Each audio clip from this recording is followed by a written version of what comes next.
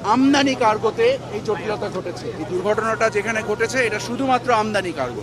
রপ্তানি কার্গো আমাদের পরিপূর্ণ আল্লাহর রহমতে নিরাপদ রয়েছে। আমাদের এই মুহূর্তে দরকার হচ্ছে সংকটকে অতিক্রম করা। আপনাদের মাধ্যমে দেশবাসীর কাছে আমরা দোয়া চাচ্ছি যেন আল্লাহ তাআলা আমাদের জন্য এই কাজকে সহজ করে দেন এবং আমরা যেন আমাদের যে পুনরায় যত দ্রুত পারি আমরা এয়ারপোর্টকে চালু করব, কারণ আপনারা জানেন যে এয়ারপোর্টে ফ্লাইট এই মুহূর্তে বন্ধ আছে। আমরা মানে চেষ্টা করছি যে যত দ্রুত পারি আজকে রাতের মধ্যে ফ্লাইট ওপেন করা এবং আমাদের ব্যবসায়িক কার্যক্রম যে এয়ার কার্গোর যে ঘটনাটা ঘটেছে এবং আমাদের এখানে শুধু আমদানি কার্গোতে এই জটিলতা ঘটেছে। এই দুর্ঘটনাটা যেখানে ঘটেছে এটা শুধুমাত্র আমদানি কার্গো।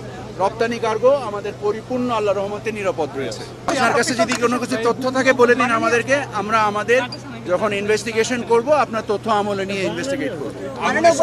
এই মুহূর্তে আমাদের কাছে এটার থেকে বড় জরুরি হচ্ছে এয়ারপোর্টকে চালু করা, এয়ারপোর্টের স্বাভাবিক কার্যক্রম যত দ্রুত পারা যায় চালু করা, ক্ষতি নিরূপণ করা এবং একটা সার্বিক সর্বোচ্চ পর্যায়ের একটা কমিটি তৈরি করে এটার দুর্ঘটনার কারণ আমাদের যারা আহত হয়েছেন, ফায়ার ব্রিগেডের কয়েকজন আহত হয়েছেন, আনসার তাদের চিকিৎসার ব্যবস্থা করা এবং আমাদের সম্পদ রক্ষার জন্য আগুন আমাদের নিয়ন্ত্রণ এখনো যথেষ্ট পরিমাণ আগুন রয়েছে।